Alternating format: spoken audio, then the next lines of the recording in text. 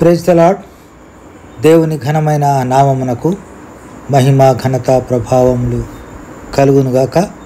వేకువజామున బెరయ సందేశం. ముందుగా ఒక కీర్తన పాడుకుందాము. తల్లి గర్భమునే ఎరిగి నన్ను ప్రేమించన్, తల్లి గర్భమునే ఎరిగి నన్ను ప్రేమించన్, తల్లిని మించిన ప్రేమ చూపిన మరువని ప్రేమ, తల్లిని మించిన ప్రేమ చూపిన మరువని ప్రేమ, తల్లి మరచిన మరువడేసు నిరతము, తల్లి మరచిన మరువడేసు నిరతము. నా ప్రియుడా పాప విమోచకుడా ప్రభు యేసు, నా ప్రియుడా పాప విమోచకుడా ప్రభు యేసు. ఈనాటి దేవుని వాగ్దానపు వాక్యాన్ని చదువుకుందాము. యెషయా గ్రంథము 45వ అధ్యాయం 2వ వచనం. నేను నీకు ముందుగా పోవచ్చు సరళము చేసేదను. ప్రభునందు ప్రియమైన దేవుని ప్రజలారా, ఈ వేకువజామున దేవుడు మనకిచ్చినటువంటి లేఖన భాగాన్ని బట్టి దేవునికి వందనాలు.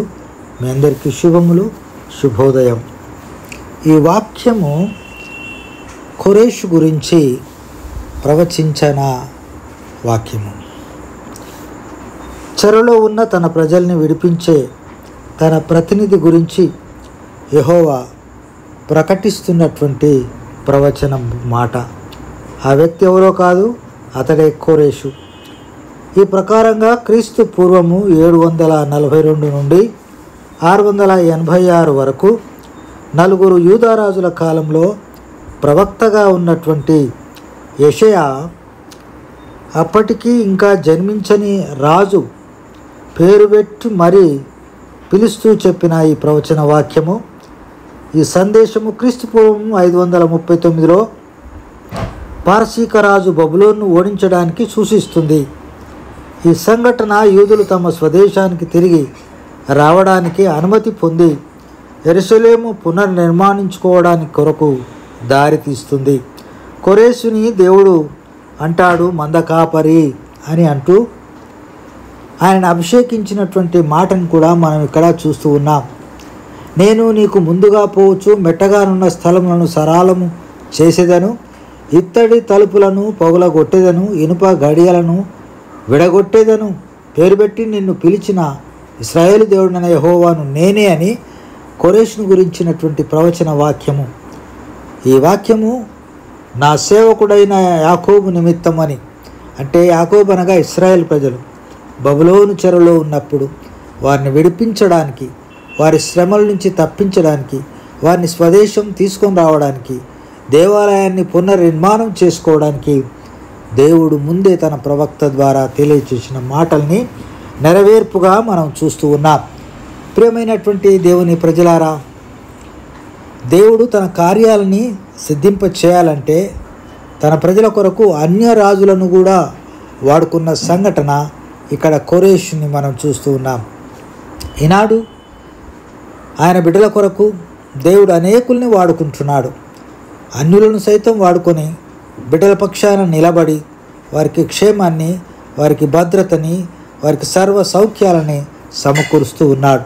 కనుక దేవుని ప్రజలారా, ఈ వేకువజామున దేవుడు మన కొరకు రాజ్యాలని, రాజులను ఎన్నుకుంటున్నాడు, మన కొరకు పరిపాలకులను ఎన్నుకుంటున్నాడు, మన క్షేమం కొరకు వారిని దేవుడు ఉద్ధరిస్తూ ఉన్నాడు. కేవలం మనల్ని బట్టే అది మనం అర్థం చేసుకోవాలి. కనుక మనము ప్రార్థనాపరులమై దేవుని కొరకు నిలబడి దేవుని యొక్క అడుగుజాడల్లో నడవడానికి, దేవుని కట్టడాల్ని, దేవుని చట్టాన్ని మనము మీరకుండా ప్రయాణం చేస్తూ దేవునికి ప్రీతికరమైన జీవితాలు జీవించడానికే దేవుని వాక్యం ఈ వేకువజామున మనతో మాట్లాడుతుంది. మనము దేవుని బిడ్డలంగా ఈ లోకంలో సాగిపోతున్నామా? అయితే మన కొరకు దేవుడు అన్ని రకాలైనటువంటి హంగులను ఏర్పాటు చేస్తాడు. మనకు ముందుగా ఆయనే ప్రయాణం చేస్తాడు. మెట్టగా ఉన్నటువంటి ప్రదేశాలని సదును చేస్తాడు, సరళం చేస్తాడు. మనకు మార్గమంతా సుగమం అవుతుంది. కనుక మనం దేవుని బిడ్డలమై ఈ లోకంలో సాగిపోదామా? దేవుని కొరకు జీవిస్తామా? దేవుని యొక్క కృపని పొందుకుందామా?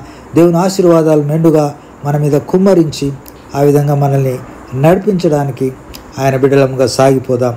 ప్రార్థన చేసుకుందాం. ప్రేమ కలిగిన మా ప్రియ పరలోకపు తండ్రి, మహోన్నతుడా, నీకు వందనములు, స్తోత్రములు నాయన. నీవు మాకు ఇచ్చిన లేఖన భాగాన్ని బట్టి వందనాలు, నీవు ఇచ్చిన రక్షణ బట్టి వందనాలు, నీవు ఇచ్చిన పిలుపును బట్టి నీకు స్తుతి స్తోత్రములు చెల్లిస్తూ, మా కొరకు నువ్వు ఏర్పాటు చేసిన సకల సమృద్ధిని బట్టి వందనములు, స్తోత్రములు చెల్లిస్తూ, యేసయ్య అతి శ్రేష్టమైన నామమున స్తుతించి ప్రార్థించి అడిగి వేడుకొంచున్నాం తండ్రి. ఆమేన్.